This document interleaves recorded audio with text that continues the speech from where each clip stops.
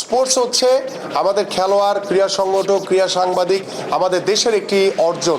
তো সেটিকে এগিয়ে নিয়ে যাওয়ার জন্য আমার কাছে মনে হয় যে আপনাদের পরামর্শ, আমাদের যে চিন্তা ভাবনা রয়েছে, আমাদের যে পরিকল্পনা রয়েছে, সেগুলোকে একত্রিত করে আমরা ডেফিনেটলি সামনের দিকে এগিয়ে যাব এবং সত্যিকার অর্থে আমরা স্পোর্টসের ক্ষেত্রে সুশাসন আমরা প্রতিষ্ঠা করতে চাই ইনশাআল্লাহ। তো আমাকেও সময় দিতে হবে। আমি যেহেতু বলেছি যে ইতিমধ্যে আমি আগামী সপ্তাহে Gold's Gym across 30 plus countries.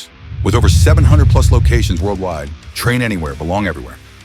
একদম প্রথম সপ্তাহের প্রথম দিনই আপনাদের সাথে ইনশাল্লাহ বসে আলোচনা করে আপনারা এই সাবজেক্টগুলো নিয়ে আলোচনা করব যে আমাদের কোথায় কোথায় অ্যাডক কমিটি রয়েছে, এটাকে কিভাবে শুধরিয়ে আমরা প্রত্যেকটি ফেডারেশনকে সচল করতে চাই আমরা, এবং সেটার জন্য সরকারের পক্ষ থেকে যেই ধরনের সুযোগ সুবিধা দরকার সকল সুযোগ সুবিধা আমরা দিব।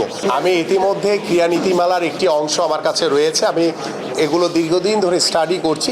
আমাদের যেখানে যেখানে নীতিমালা পরিবর্তন করতে হবে সেটা আমরা করবো, সেটা আলোচনার ভিত্তিতে করব। আমি একদম জিরো টলারেন্স দিয়ে দুর্নীতির লাগাম টানবো, এটা নিয়ে কোনো ডাউট ফিল করার কোনো কারণ নাই।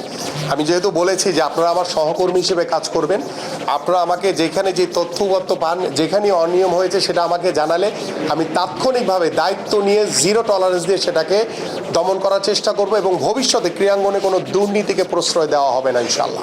না, আমরা দীর্ঘ সেই ছোটবেলা থেকে আমি যখন খেলাধুলা করেছি, সাংবাদিকরা হচ্ছে খেলোয়াড়দের প্রাণ, কারণ সাংবাদিকদের মাধ্যমেই কিন্তু একটি খেলোয়াড়কে উৎসাহিত করা, যে ভালো খেলে তারকে উৎসাহিত করা, যে খারাপ খেলে তাকে সমালোচনা করা, সব কিছু কিন্তু আমরা মেনে নিয়েই কিন্তু আমরা খেলোয়াড়রা দীর্ঘদিন ধরে খেলে এসছি। সো আপনারা যারা ক্রীড়া সাংবাদিক, আপনারা যদি চোখে না দেখে যদি কিছু লিখতে না পারেন, তাহলে সেই খেলাটি সম্পর্কে আপনারা কিভাবে মন্তব্য করবেন?